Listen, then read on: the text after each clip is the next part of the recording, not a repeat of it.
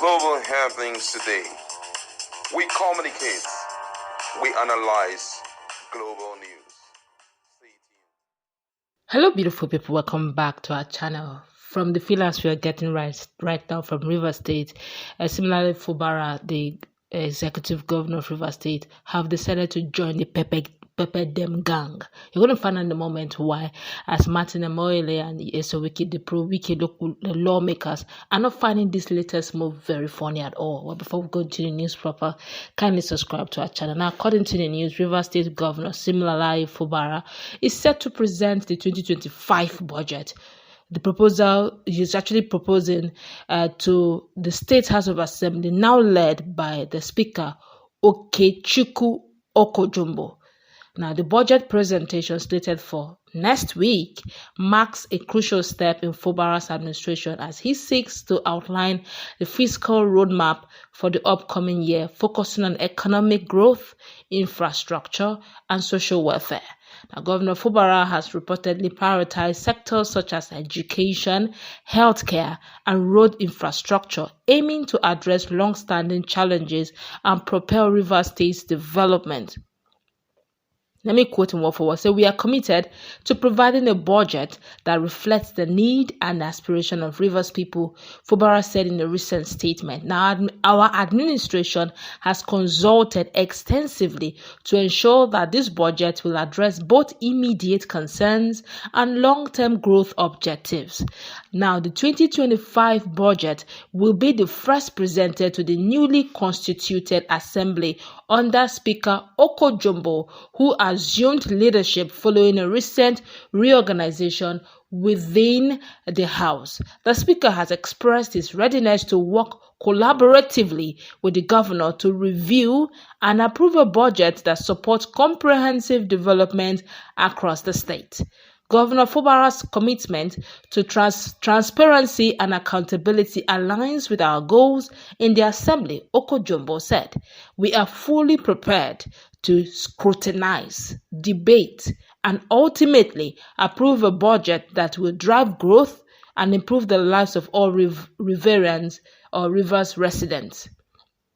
Well, political analysts note that the budget presentation will be a significant moment for both the governor and the new assembly leadership, as Rivers State faces economic challenges stemming from inflation and infrastructural deficit. The budget is anticipated to introduce measures aimed at boosting the state's economy and creating jobs. Fubara has pledged to emphasize capital expenditure to accelerate critical infrastructure projects, including road construction, healthcare facility upgrades, and educational institution enhancement. Now, the governor's office has indicated that the budget will also highlight new initiatives in agriculture and youth empowerment to diversify the state's economic base.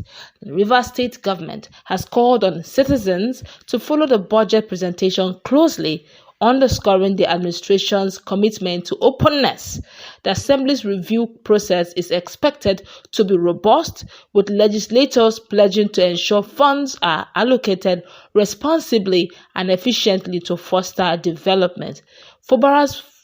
Governor Fubara's 2025 budget presentation is poised to set the tune for his administration's continued push towards a prosperous River State with the support of an assembly that sees this to happen.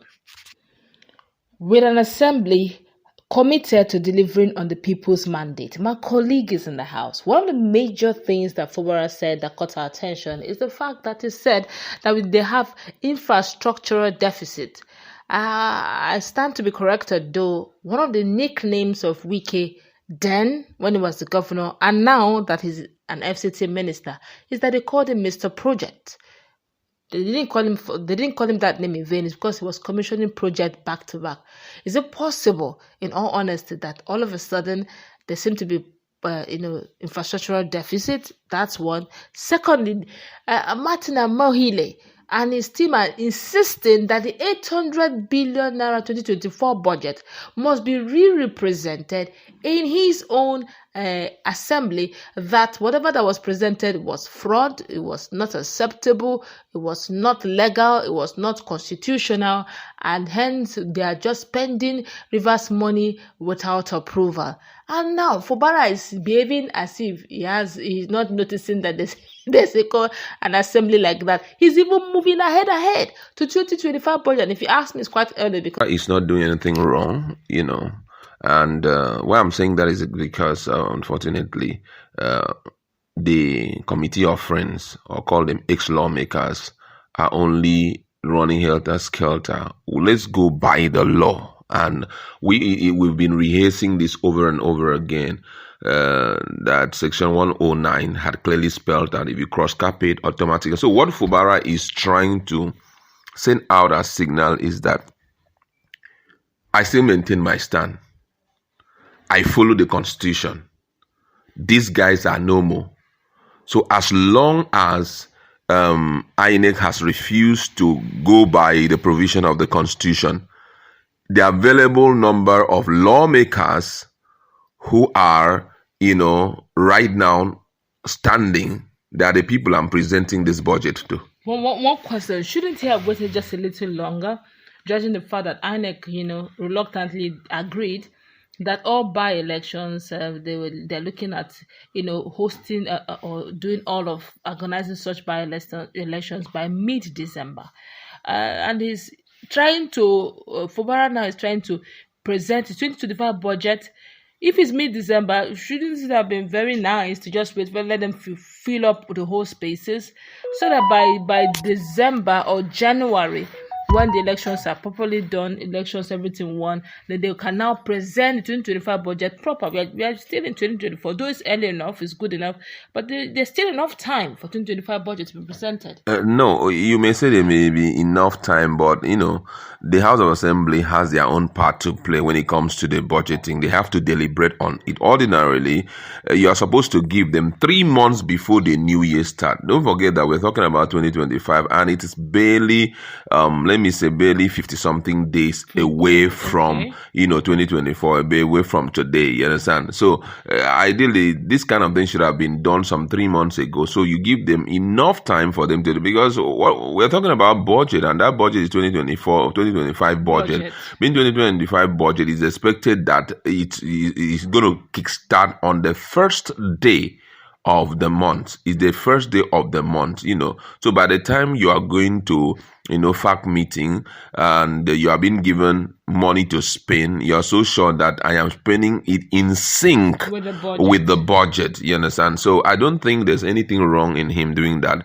You understand? And all what he's trying to let Nigerians know is that that particular provision in the Constitution is self-executory. If you decamp, you have forfeited your seat. It's self-executory. It's not something that I should be running to the court to get it done. You understand? If you go by it, it's self-executory. There is no place that is written that before this happened, you have to go to court. No. It's like somebody winning an election. Look at what just happened in the United States of America. Trump won election. The court does not need to affirm that he has won. If the body responsible for election has announced him officially as the number one man in the state, he is. Now, there is a provision in the Constitution which says that if you decamp, you have automatically you are forfeited. It said you have forfeited. It did not say if your person goes to court. It said you have forfeited it. And all what it takes is for the remaining bodies to announce, and remaining persons to announce, that you have decamped officially and call on INEC to do what they're supposed to do, and automatically they have to do it. But unfortunately, it's a different ball game here. They have defected, but games are being played here and there. I'm hopeful that by the time all of this is over, possibly INEC will wake up to their responsibility. I also heard that the 25 lawmakers or ex-lawmakers have also put a demand notice on INEC that they should also organize election for the five that have.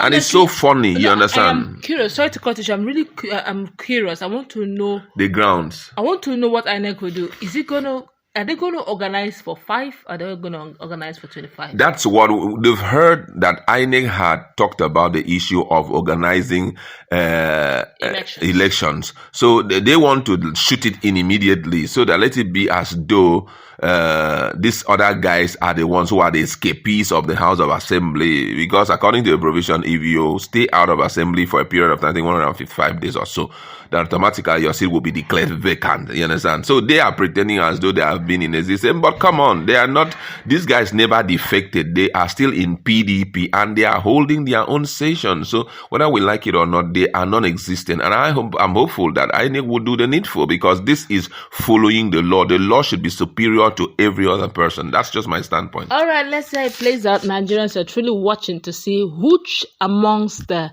assembly faction whose seat will be declared vacant. It's all on INEC. Let's meet in a conversation.